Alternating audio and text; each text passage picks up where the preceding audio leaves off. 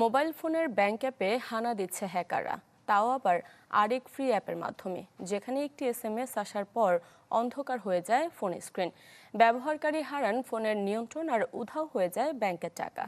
গোয়েন্দা পুলিশের সাইবার ইউনিটের কাছে এক মাসে এমন অভিযোগ এসেছে অন্তত 30টি। সাইবার বিশেষজ্ঞের পরামর্শ, যে কোনো অ্যাপ ইনস্টলের আগে থাকতে হবে সচেতন। বিস্তারিত জানাচ্ছেন সুলতান মাহমুদ আরিফ। RICL TMX, যুগের পর যুগ স্থাপনা থাকে মজবুত।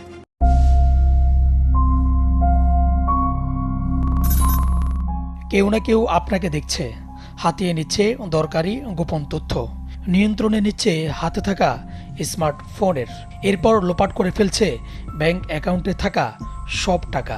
বিভিন্ন সিনেমায় অহরহ দেখানো এবং ঘটনায় ঘটছে বাংলাদেশেও। 27 মার্চ খেলা দেখার জন্য এনবি নামের একটি অ্যাপ ডাউনলোড করেছিলেন পিঙ্কি। মুহূর্তে ব্ল্যাক হয়ে যায় মোবাইল স্ক্রিন, নিয়ন্ত্রণে চলে যায় হ্যাকারদের হাতে। আর ঠিক সেই সময়েই শুরু হয় ব্যাংকের অ্যাপ থেকে অর্থ হাতিয়ে নেওয়ার অপারেশন। হঠাৎ আমার ফোনে একটা অ্যাড আসে যে আপনি বিশ্বের সব চ্যানেল দেখতে পারবেন আপনার হাতের মুঠোয়। তো ওই অ্যাপসটা আমি ইনস্টল করি। ইনস্টল করার পরে অটোমেটিক্যালি আমার ফোনটা হ্যাং হয়ে যায়। তখন আমি আবার এই হ্যাংয়ের মাঝখান দিয়ে একটু আনইনস্টল করে দিছি সাথে সাথে। আনইনস্টল করার পর আমার ফোনটা একদম ব্ল্যাঙ্ক হয়ে যায়। ব্ল্যাঙ্ক হওয়ার পর আবার একটু চালু হয়, মানে রিস্টার্টেড মতো হইতে থাকে, মানে ওটা অন অফ হইতে থাকে। তখন আমার ফোনে একটা মেসেজ আসে, আপনার অ্যাকাউন্ট থেকে 18,000 টাকা কেটে গেছে।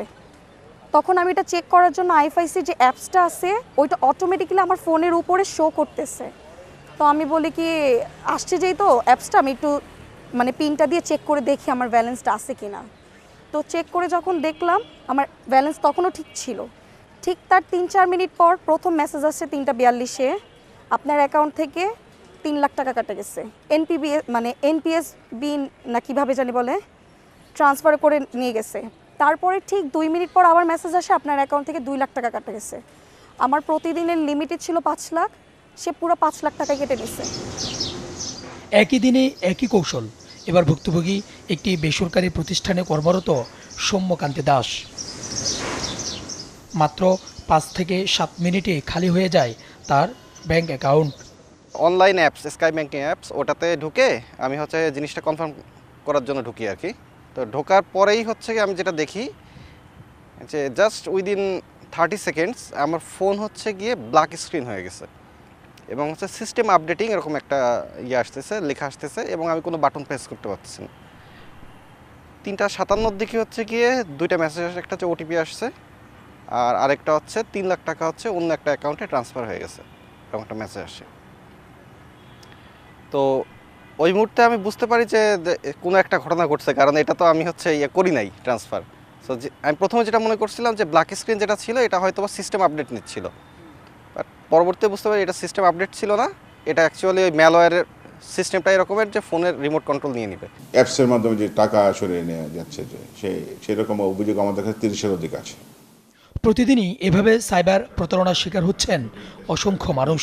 ডিএমপির সাইবার ইউনিট বলছে, গত 1 মাসেই তাদের কাছে এ ধরনের অভিযোগ এসেছে অন্তত 30টি। আপনি যখন আপনার মোবাইলে হ্যাকিংয়ের মাধ্যমে মোবাইলের নিয়ন্ত্রণটা নিয়ে যায়, তখন আপনি যেভাবে আপনার অ্যাকাউন্ট থেকে টাকাগুলো ট্রান্সফার করতে পারছেন, হ্যাকার ঠিক সেই একই প্রক্রিয়া কিন্তু টাকাগুলো ট্রান্সফার করতে পারছে। এখন আমরা তদন্ত প্রক্রিয়াকে দেখছি যে টাকাগুলো কিন্তু দেখেন আমাদের দেশের কোনো না কোনো ব্যাংকিং চ্যানেলের মাধ্যমে যাচ্ছে এবং চ্যানেলে যে টাকাগুলো যে অন্য একটা ব্যাংকিং চ্যানেলে যাচ্ছে, সেখানে গিয়ে দেখি আমরা যে ব্যাংক অ্যাকাউন্টে ট্রান্সফার করছে সেই অ্যাকাউন্ট হোল্ডারও দেখা যাচ্ছে অনেক সময় ভুয়া। সেটা একটা প্রতারক চক্র, বড় ধরনের চক্র, এবং এই কাজগুলো কিন্তু অনেক ক্ষেত্রে আমরা দেখছি যে দেশের বাইরে থেকে, বিশেষ করে চায়না থেকে এইগুলো সংগঠিত হচ্ছে। বিষয়টি নিয়ে কথা হয় এই সাইবার বিশেষজ্ঞের সাথে। তিনি জানান, বিভিন্ন মাধ্যমে ছড়িয়ে আছে এমন শত শত ভুয়া অ্যাপস। শুধু অফিসিয়াল স্টোর থেকে অ্যাপ ইনস্টলের পরামর্শ তার। আমাদের জন্য একদম প্লে স্টোর, অ্যাপ স্টোর এবং লেজিটিমেট কোম্পানি, লেজিটিমেট ডোমেইন এরকম বাদে কোনো সাইট থেকে আমরা এই ধরনের কোনো অ্যাপ নামাবো না। ফ্রি অ্যাপ আমরা নামাবো না, ফ্রি গেম নামাবো না।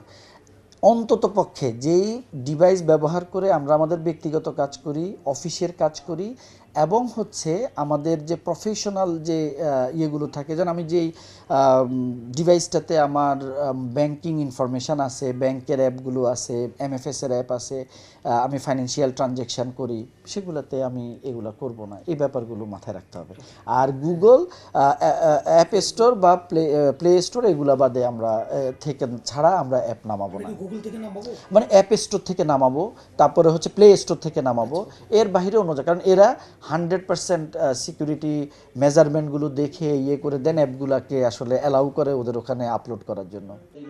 যে কোনো অপরিচিত লিঙ্ক ও ফ্রি বা লোভনীয় অফারে যাচাই বাছাই ছাড়া ক্লিক না করার পরামর্শ এই সাইবার বিশেষজ্ঞের।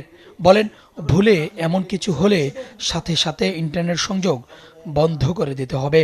দিতে হবে এরকম বলে আমাদের ব্যবহারকারীরা না বুঝে শেয়ার করেন। সুলতান মাহমুদ আরিফ, চ্যানেল 24, ঢাকা।